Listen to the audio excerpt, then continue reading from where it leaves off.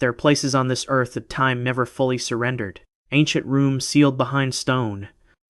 Caves closed the moment we understood what was painted inside them, tombs so heavy with warning that no one has dared to open them in 2,000 years. Places where the past is not gone, only locked, waiting behind doors we are told never to touch. Some are forbidden by law, guarded and watched. Some are forbidden by belief, protected by traditions older than any country that exists today. And some are forbidden by the simple, patient danger of what still sleeps inside them, waiting in the dark for a mistake. These are not ruins you can wander through with a ticket and a camera. They are the corners of the ancient world that were deliberately closed and kept closed long after the people who built them turned to dust. On the map, they may look like any other dot.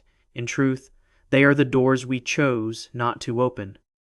So wherever you are right now, settled in for the night, curled up somewhere warm, or just drifting somewhere quiet, let's travel to 10 ancient places on Earth that you are not allowed to visit.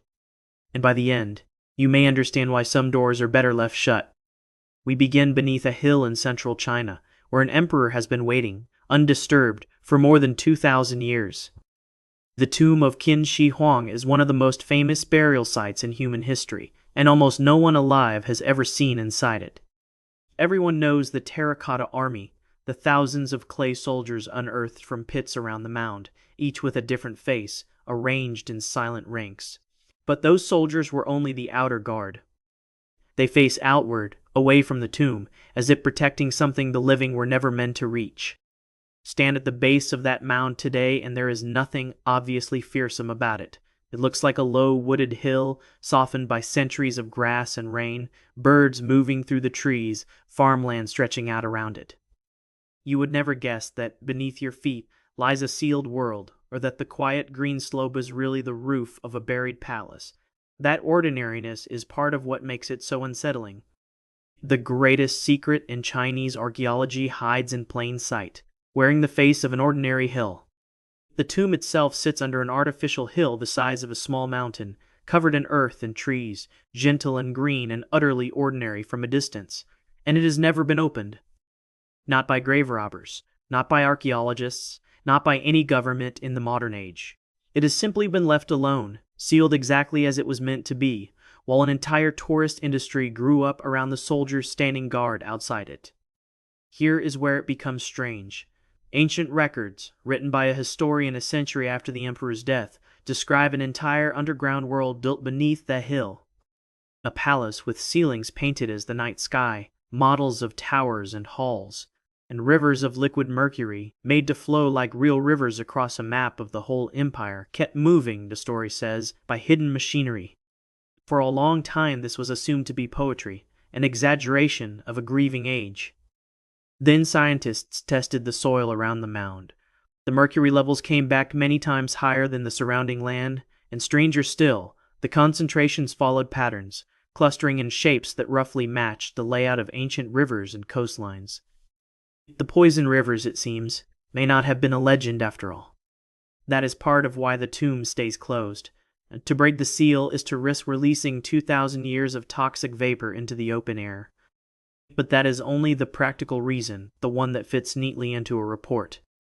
The deeper reason is fear of destroying what waits inside. When the terracotta soldiers were first uncovered, they were not the pale gray we see today. They were painted, brilliantly, in reds and greens and blues, and within minutes of meeting open air, that paint curled and flaked and vanished. Archaeologists watched color that had survived 2,000 years disappear in the time it takes to boil water. They learned that lesson, and they have not forgotten it. So whatever survives inside the sealed chamber, painted, delicate, arranged with impossible care, might crumble the instant we let light and air touch it. We could open the greatest tomb ever built and, in the act of looking, erase it. And there is more that keeps the door shut than poison and fading paint. The same ancient historian who described the mercury rivers also wrote of traps set for anyone who might break in, crossbows rigged to fire automatically at intruders, their triggers wound and waiting. Whether the mechanisms survive or ever worked, no one can say, but the mound has never been plundered, which is remarkable for a tomb so famous, so rich, and so old. Something, whether fear or superstition or the traps themselves, has kept the grave robbers away for 2,000 years.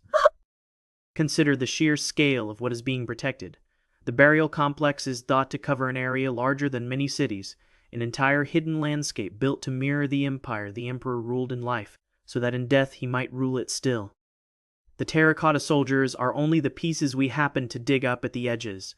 Beneath the hill, if the records are true, lies a whole cosmos in miniature, sealed the day the last worker walked out and undisturbed by any eye since. And so it waits, a dead emperor in the dark, surrounded by silver rivers that no longer move, under a hill that millions drive past without ever knowing what lies below. We have the technology to map the rough outline of the chamber, to sense its walls from a distance. We simply do not dare to open the door, and maybe that is the most human thing of all. We stand at the edge of the greatest tomb ever built, close enough to touch the grass that covers it, and we choose deliberately not to know. From a sealed emperor, we travel to a hillside in France, where a doorway leads not to a king, but into the minds of people who lived 17,000 years ago. Lascaux is a cave, but calling it a cave feels almost insulting. On its walls are hundreds of paintings, bulls and horses and stags and leaping deer, rendered with a skill that still stuns modern artists. They were made by hands in the last ice age, by the flicker of burning fat and moss, in a darkness so complete that the painters could never have seen the whole of their own work at once.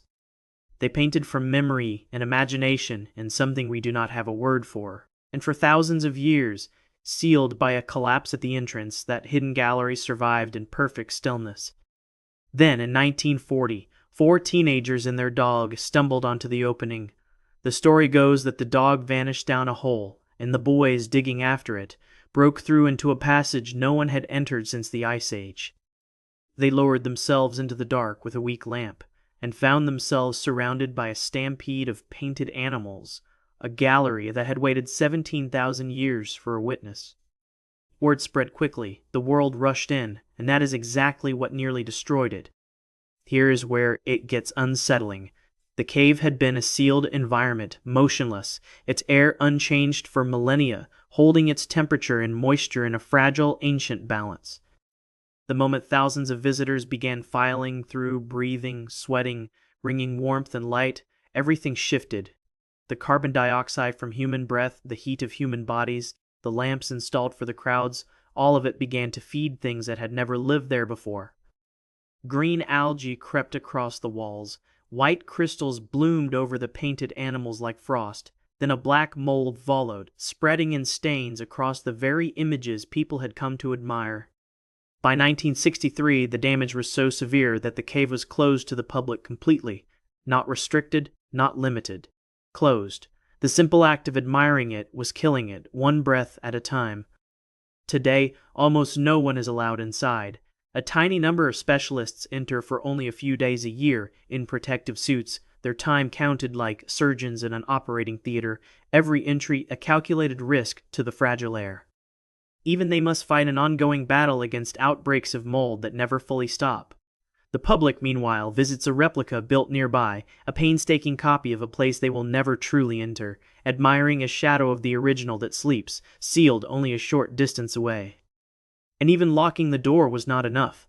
Over the years, the cave has suffered outbreak after outbreak. First the algae and crystals, then the black stains and patches of new growth that appear no matter how carefully the air is controlled. Teams of specialists monitor it, almost like a patient in intensive care, adjusting, treating, holding the decay at bay season by season. The Ice Age painters worked in a cave that could keep itself perfectly for 17,000 years. In less than a single human lifetime of visitors, we nearly undid all of it. Picture what waits inside now, the great chamber called the Hall of the Bulls, where enormous aurochs stride across the ceiling above smaller horses and deer. A deep shaft where a strange, rare scene shows a falling human figure beside a wounded bison, one of the only depictions of a person in the whole cave, and one of the most debated images in all of prehistory. All of it lit today, not by wandering torchlight and human wonder, but by the careful instruments of people trying to keep it from dying. The art is alive with movement, and the room around it is kept as still as a tomb. Think about what that means. one of the greatest works of art our species has ever made, and to protect it, we had to lock ourselves out of it forever. The paintings are still there in the dark, exactly where Ice Age hands left them, the bulls still charging across the ceiling. We simply had to admit humbly that our own presence had become a poison, and that the kindest thing we could do was leave. And Lascaux is not alone. Deeper into that same idea, and much further back in time, lies another sealed cave in the south of France. Chauvet holds paintings that are roughly twice as old as those in Lascaux, some of the oldest art known anywhere on Earth, made over 30,000 years ago. Lions with intent in their eyes, woolly rhinos locking horns, herds of horses drawn with shading and movement that no one expected from people so ancient. When it was rediscovered in 1994, it did more than impress. They rewrote what we believed the earliest modern humans were capable of, pushing real artistic genius tens of thousands of years further back than we had dared to imagine. And almost immediately, it was locked away. The lesson of Lascaux had already been carved into memory. Chauvet was never opened to the public at all, not for a single season. Its entrance is sealed behind a heavy engineered door. Inside, the temperature and humidity are watched constantly. Only a handful of researchers may enter, and even they are confined to a narrow metal walkway that keeps their feet from ever touching the ancient floor, their visits measured in hours, spread thin across the year.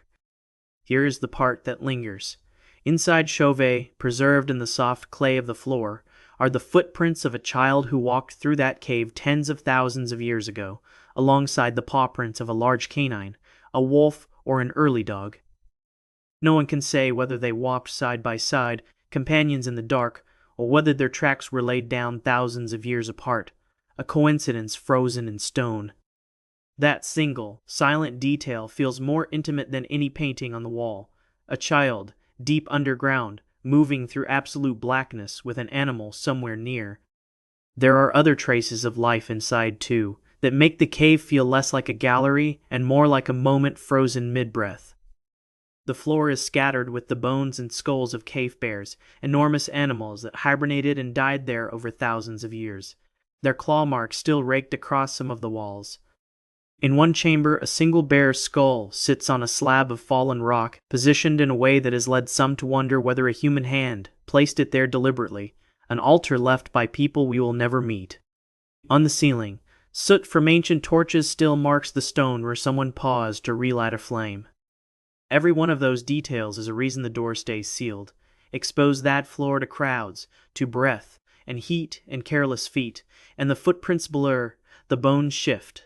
The delicate balance that preserved a scene 30,000 years old collapses in a few seasons. So a small number of researchers move through on their narrow walkway, like visitors to a shrine, cameras and instruments in hand, forbidden to touch anything, counting their minutes. And then they leave, and the great door closes behind them once more. And so the door is shut, so that footprint is never disturbed again.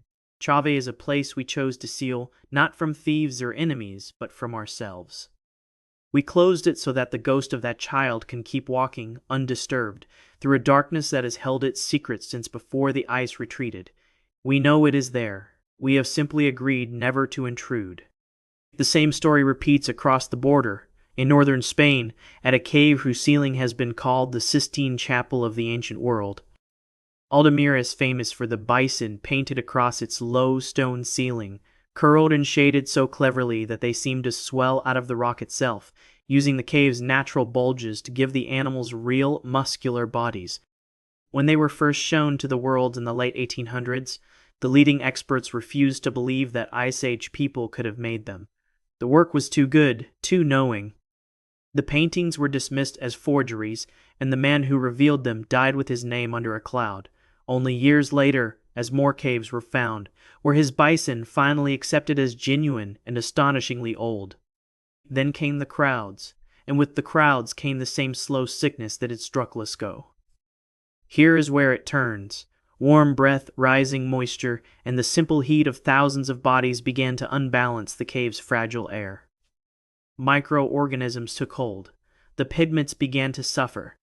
So Altamira too was closed, then cautiously reopened, then closed again in a long, uneasy cycle, as the damage kept returning each time people were let back in. For long stretches, no ordinary visitor could enter at all. Access has been reduced to little more than a lottery. A mere handful of people each week, chosen almost at random, dressed in protective clothing, allowed a brief and closely guarded glimpse before the door seals behind them once more. Like Lascaux, Altamira now has a replica, a full museum recreation where the public can stand beneath copied bison and imagine the real herd sleeping in the dark somewhere close. There is a small, strange detail in how the paintings were first truly seen. The man studying the cave had walked past that low ceiling many times, focused on the floor, on the tools and bones.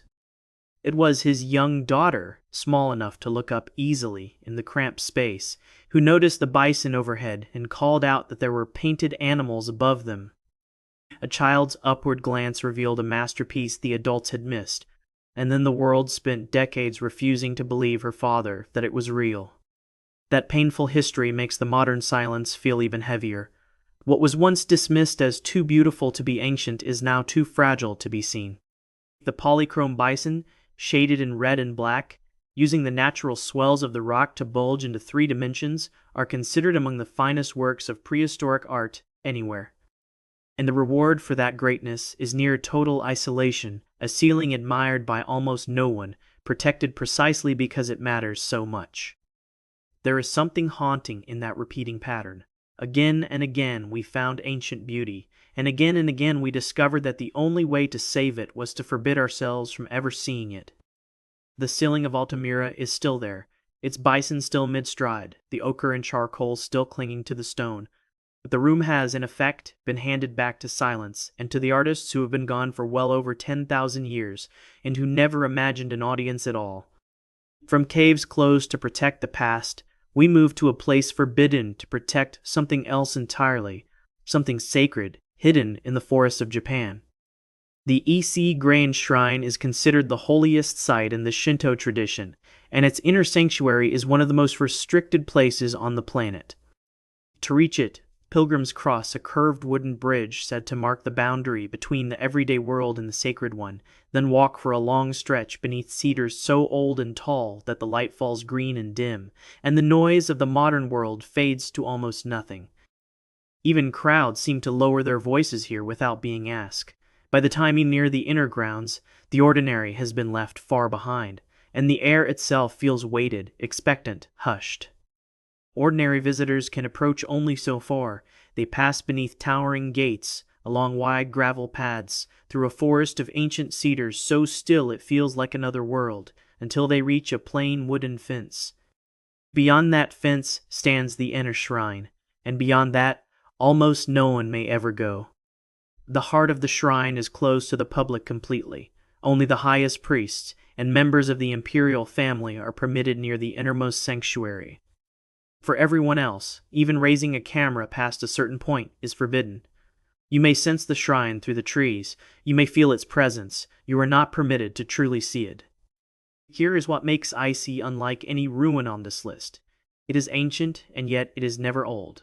Every 20 years, the main shrine buildings are taken down and rebuilt perfectly on an adjacent plot of sacred ground, using the same joinery and the same techniques handed down for over 1,000 years, with no nails, only wood fitted to wood.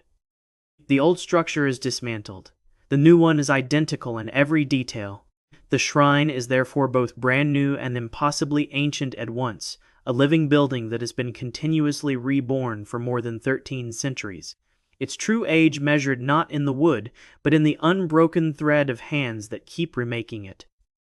Inside, tradition holds, rests a sacred object bound to the imperial line, hidden away, unseen by the public for the whole of its history. Whether anyone now living has truly laid eyes on it is itself uncertain, and that uncertainty is treated not as a problem to be solved, but as part of its holiness.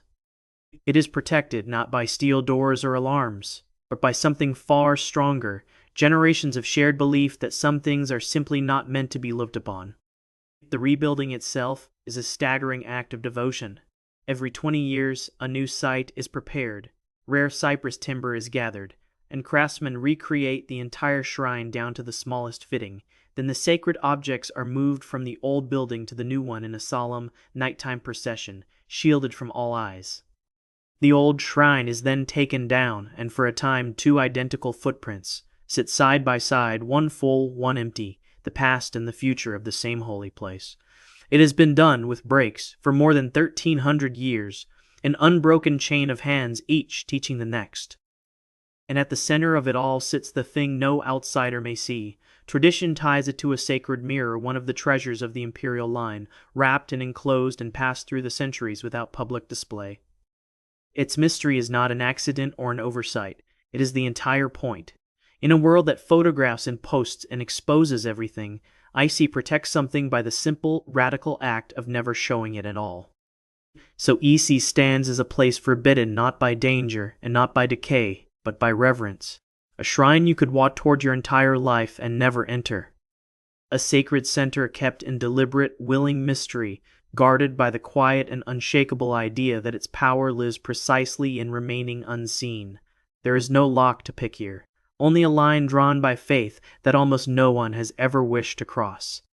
From a shrine that renews itself forever, we travel across the Pacific to a ruin that seems to have risen out of the sea, and that few are permitted or willing to disturb.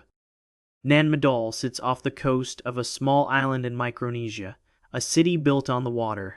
Nearly 100 artificial islets rise from a shallow lagoon, laced together by a maze of canals, all constructed from enormous columns of black volcanic basalt, stacked crosswise like the logs of some titanic cavern. People once called it the Venice of the Pacific, but no one is entirely sure how it was built, or precisely by whom, or how a people without cranes or reels raised walls that would challenge machinery today. To grasp the mystery, picture the work itself. The columns of basalt had to be quarried, likely on the far side of the island, then somehow floated across the sea to the lagoon, then lifted and laid crosswise, layer upon layer, without cranes, without iron tools, without written plans. The total weight of stone moved to build the city is enormous, a labor spread across generations, in a place with no obvious reason for anyone to attempt it. And yet it stands, out on the water, black and silent, a feat that would strain modern engineering and that ancient hands somehow completed. The stones are staggering, some weighing many tons, hauled from quarries and somehow moved across open water, then stacked into walls that still stand meters high after centuries of storms. Local tradition offers one answer plainly. The stones, it says, were flown into place through the air by 2 sorcerer brothers who founded the city with magic. Science offers rafts, ramps, levers, and generations of relentless labor. Standing before those towering black walls, neither explanation feels quite large enough for what the eye is seeing. Here is where it grows uneasy. Nan Madol is wrapped in local taboo that has held for generations. It has long been regarded as a place of spirits and of the dead, a site tied to old rulers and old powers, where certain areas should not be entered lightly, where sleeping among the ruins is said to invite misfortune, sickness, or worse. Guides have historically been reluctant to remain after dark. The ruins carry the weight of stories that outsiders are quick to dismiss, and that the people who live nearby have never stopped taking seriously. And reaching it is not simple. It is remote, half swallowed by mangroves, ruled by tides and by permissions, and parts of it are genuinely off-limits, restricted out of respect for tradition and for the fragile, leaning stone that could collapse if disturbed. You do not simply arrive at Nan Madol and walk where you please. You are allowed in, conditionally, into a place that still, in every sense, belongs to its own silence. The city was once the seat of a powerful dynasty, a line of rulers who governed the surrounding islands from these water-bound halls and who set aside whole islets for sacred rites and for the burial of the dead. Some of the walls enclosed tombs. Others once held the living quarters of priests, or pools set to hold sacred eels that were fed by ritual. Then, at some point, the dynasty fell, the rulers scattered, and the great stone city on the water was slowly abandoned, left to the tides and the mangroves and the stories. And the stories are the reason so much of it stays untouched. The people of the region have long held that Nan Madol is spiritually dangerous, a place where old powers and old dead still linger, where certain islets should never be walked upon, and where those who disrespect the ruins may fall sick or worse. Whether or not an outsider believes a word of it, the effect is real. The city is not casually explored. It is approached carefully, with permission and with unease, and much of it is left exactly as it has been for centuries. And when you stand among those black walls at low light, with the sea whispering through the canals and the jungle pressing close and green against the stone, it becomes very easy to understand why the living have always kept their distance. It is a city with no citizens, built for reasons half forgotten, watched over by a hush that is never entirely lifted, and that seems, if you stay too long, to be watching you back. From a drowned city, we return to dry land, to a low hill in southern Turkey that quietly overturned everything we thought we knew about the ancient world, and that has, in part, been buried again on purpose. Göbekli Tepe is older than writing, older than the wheel, older than the pyramids by many thousands of years. Its great T-shaped stone pillars, some weighing tons, carved in relief with foxes, scorpions, boars, and vultures, were raised by people we had always assumed were simple hunter-gatherers, wanderers who supposedly lacked the organization for anything monumental. The carvings themselves are unsettling in their intensity. Snarling foxes, scorpions with raised tails, wild boars, and above vultures, birds long linked to death and to the passage of the dead, appear again and again across the pillars. The great stones are not simply columns.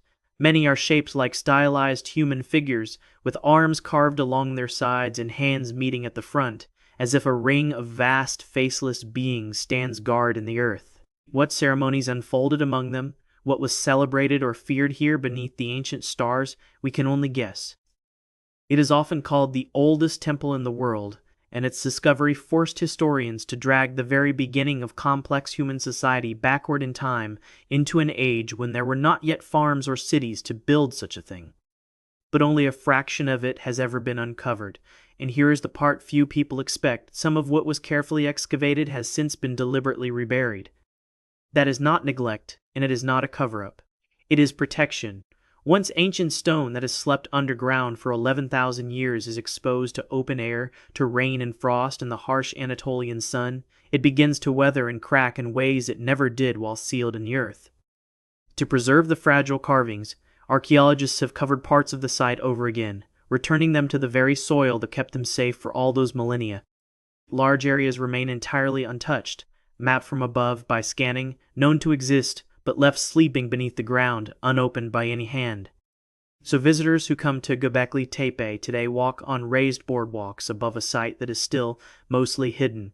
You can see the exposed enclosures, the famous rings of pillars standing in their circles, staring up at a sky that has changed beyond recognition since they were raised. But beneath your feet and across the surrounding hills lie enclosures that no living person has ever fully seen, waiting for a future when we might preserve them better than we can manage now. What makes Göbekli Tepe stranger still is what it seems to overturn. For a long time we told ourselves a simple story, that people first settled down to farm and only then, with full bellies and spare time, built temples and towns. But this hillside suggests the opposite. Here it appears wandering hunter-gatherers gathered in large numbers to raise something sacred first, and the effort of feeding all those workers may have helped push them toward farming afterward. If that is true, then belief did not follow civilization. Belief may have helped build it. And there is one more haunting detail. The enclosures were not simply abandoned and slowly buried by time. The evidence suggests the builders themselves deliberately filled them in, packing them with rubble and bone and covering them over for reasons we do not understand. They raised these great carved rings, used them for generations, and then, purposefully, buried their own temple. We are now reburying parts of it a second time, thousands of years later, echoing a choice made by people whose language and gods are entirely lost to us. There is a strange humility in that decision. We found what may be the oldest temple on earth, a discovery that any age would have torn open in triumph, and instead we chose to leave most of it in the dark. Not because it is dangerous, not because any law forbids it, but because we finally understood that some discoveries are best handed forward, still sealed, to people not yet born, who may be wiser and gentler with them than we know how to be. From a temple we chose to rebury, we ride out onto the cold, endless plains of Mongolia, in search of a grave that an empire hid so thoroughly it may never be found, and a valley that no one was permitted to enter for centuries. Somewhere in Mongolia lies the tomb of Genghis Khan, the conqueror who forged the largest connected land empire the world has ever known, and by his own careful design, no one knows where it is. The old stories are chilling in their thoroughness. They say he was buried in complete secrecy, and that the soldiers escorting his body killed every person they met along the route, so that no witness could ever point the way. When the burial was finished, the accounts say the party drove 1,000 horses back and forth across the ground to erase every trace, or diverted a river to flow over the grave and hide it beneath the water. And then, so the tale goes, those who had done the burying were themselves killed, so that not even they could ever tell. Every single thread that might lead back to the tomb was deliberately, ruthlessly cut. Here is where dark legend hardens into something documented and real. For centuries afterward, a vast region of Mongolia around a sacred mountain was declared forbidden ground, a restricted zone that came to be known as the Great Taboo. Ordinary people were not permitted to enter it. It was watched, guarded, and left deliberately wild, a sealed heartland tied to the memory and the spirit of the Khan. Even in far more recent times, parts of that region have remained protected and difficult to reach, wrapped in both official restriction and deep belief. Archaeologists have searched, cautiously, from a respectful distance, using satellites and surveys rather than shovels, but many Mongolians feel strongly that the tomb should never be disturbed at all, that to find it and open it would be a violation rather than a triumph. There is a widespread and serious belief that breaking into the grave of Genghis Khan could unleash disaster, an echo of the old curses attached to the tombs of conquerors across the world. Modern searches have tried to respect that line while still looking, rather than digging. Some expeditions have turned to satellites and to thousands of volunteers scanning aerial images from their homes, hunting for the faint geometry of a hidden structure across a landscape too vast to walk. Attention has long circled the sacred mountain that Genghis Khan is said to have loved, a peak that was itself declared off-limits, protected as holy ground. But even there, the searchers tread carefully, aware that many locals would rather the mountain keep it secret. Because the fear attached to this grave is not only superstition, it is cultural memory. The tombs of great conquerors have a long history of curses, real or imagined, and the idea of unleashing something by disturbing the Khan's rest runs deep. To many, the greatest respect that can be paid to the man who built an empire by refusing to be predicted is simply to let his final hiding place win, to leave the last campaign unbeaten. So the search moves slowly, quietly, and often does not move at all. Somewhere out there, under grass and wind and the wide Mongolian sky, the most powerful man of his age lies in a grave engineered to be lost forever. And an entire nation has, in large part, decided that lost is exactly how he should remain. Because not every mystery is meant to be solved. Some are meant to be honored and left in the darkness that was so carefully chosen for them. From a hidden grave we travel to the most famous monument on earth, and to the sealed voids that, unbelievably, still hide inside it. The Great Pyramid of Giza has been studied for centuries. It has been climbed, measured, mapped, tunneled into, and argued over by generations of explorers and scholars. You might reasonably think it has no secrets left to give. And yet, in recent years, scientists using cosmic ray scanning, a remarkable technique that reads the tiny particles raining down from space to see through solid rock the way an X-ray sees through a body, detected large empty spaces inside the pyramid that no record ever mentioned and no one knew were there. One of them is enormous, a hidden void high within the structure, at least as long as a passenger jet running above the known Grand Gallery. Another, smaller corridor was found behind the pyramid's north face. Neither has ever been entered. We know with real confidence that they exist. We have no idea what, if anything, lies inside them. That uncertainty is where imagination catches fire. To the careful, the voids are almost certainly engineering, hollow gaps that spread and redirect the immense downward force of the stone, protecting the chambers below from being crushed. But to the dreamers, a sealed, undiscovered space inside the Great Pyramid is an invitation. Could there be a burial chamber never found, treasures never looted, or records of a civilization we still do not fully understand, waiting untouched behind the stone? No one can rule it out entirely, and that sliver of possibility is enough to keep the whole world watching. Here's where restraint takes over. There is no open doorway to these voids, no safe corridor that leads to them. To reach them physically would mean drilling, cutting, or tunneling into one of the most precious monuments in all of human history, risking cracks and collapse and damage that could never be repaired or undone. So instead, researchers continue to map the hidden spaces with beams of particles born in dying stars far across the universe, tracing their size and shape without ever laying a finger on the stone. And that is its own peculiar kind of forbidden place, not sealed by a locked gate or a guard, but sealed by the sheer weight of what it is. We are, in a very real sense, standing just outside a room inside the most examined building on Earth, unable to walk in, forced to guess at its contents from the ghostly shape alone.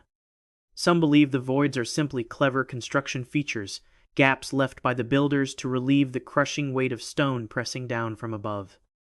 Others hope, quietly, for a chamber, for something placed and hidden and waiting through 4,500 years. This is not the first time the pyramid has dangled a sealed door in front of us.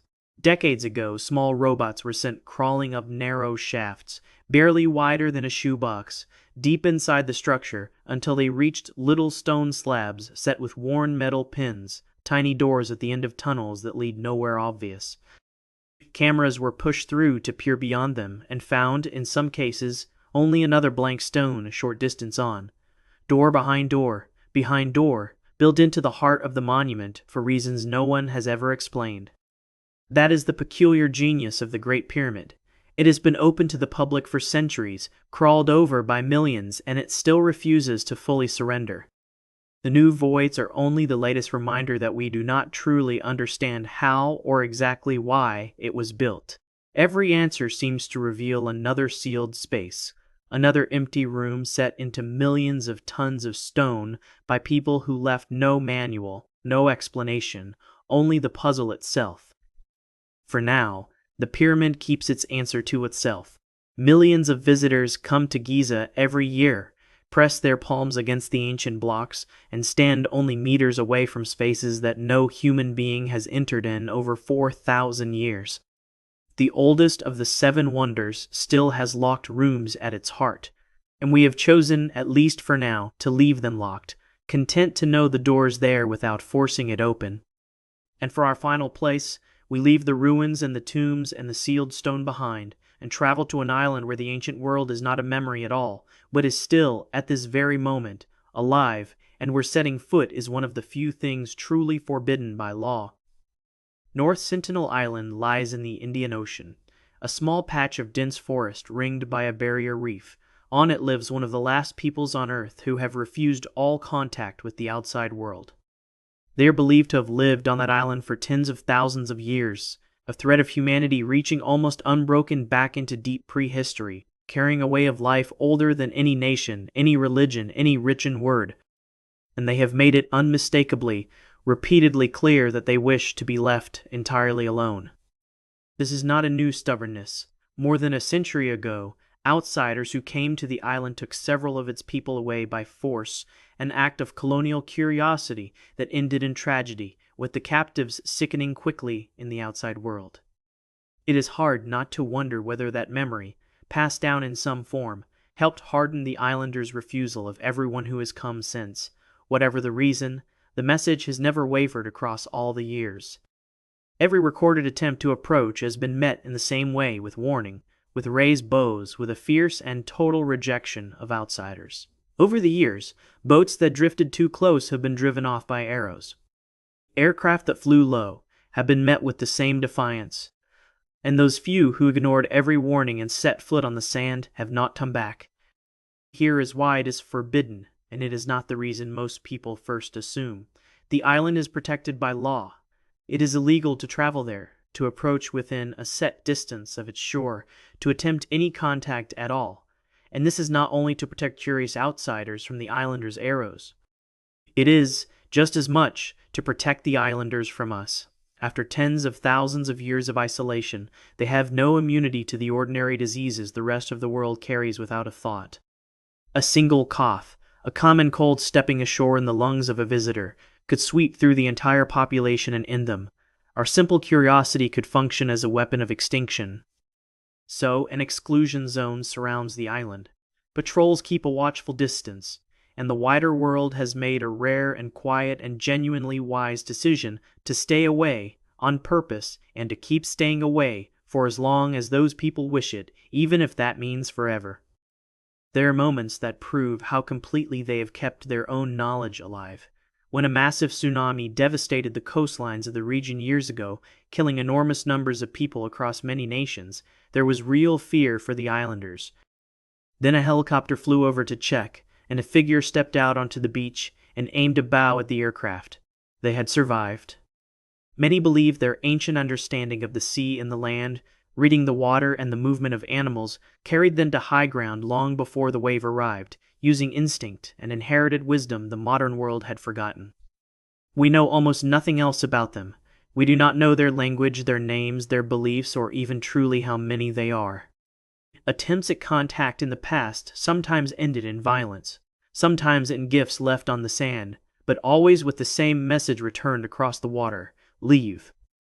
And slowly, the outside world has learned to listen, replacing the old hunger to contact and study them with something rarer, the discipline to simply stay away. There is something profound in that last forbidden place, something that sets it apart from all the others. Every other place on this list is silent, sealed by decay, or death, or reverence, holding a past that has already ended. But North Sentinel Island is not silent, and its past has not ended. Somewhere behind that unbroken wall of green, people are living a life as old as our species itself, watching the horizon, wanting nothing from us but distance. It is perhaps the only piece of the ancient world left that is not a ruin at all, and it is the only one that gets to forbid us entirely on its own terms. We have traveled far tonight, through a sealed emperor's tomb and its rivers of frozen poison, through caves closed to save the art that outlived the people who painted it, past a shrine reborn forever, a drowned city of black stone, a temple buried on purpose, a grave built to be lost, sealed voids hidden inside the oldest wonder on earth, and an island where the past still quietly breathes. Some of these places are forbidden by law, some by belief, and some simply by the patient, waiting danger of what lies inside them. But all of them remind us of the same quiet truth. The ancient world is not entirely gone. So much of it is only closed, waiting behind doors we have decided, whether out of wisdom or out of fear, not to open. It is a strange thing to realize, in a century where almost everything can be searched, photographed, and streamed in an instant. We have mapped the ocean floor and the surface of distant planets. We carry the whole of human knowledge in our pockets, and yet scattered across our own familiar world, there remain doors we cannot walk through, rooms we cannot enter, graves and shrines and islands that hold their silence against all our curiosity and all our machines. The map is not as finished as we like to believe, and perhaps that is enough, to know these places are out there, to feel the weight of their silence and the mysteries they still hold on to so tightly. We may never stand inside the tomb, never breathe the sealed air of the painted cave, never cross the reef toward the forbidden shore. But it is something, sometimes, just to know they exist, keeping their secrets in the dark, indifferent to our endless wish to see. If you enjoyed this journey through the sealed, the sacred, and the forbidden, we would love it if you subscribed, left a comment telling us which of these places you would dare to enter, and explored more of our stories. There is always more of the past to uncover, and we are only just getting started. Thanks for watching, and until next time, stay curious.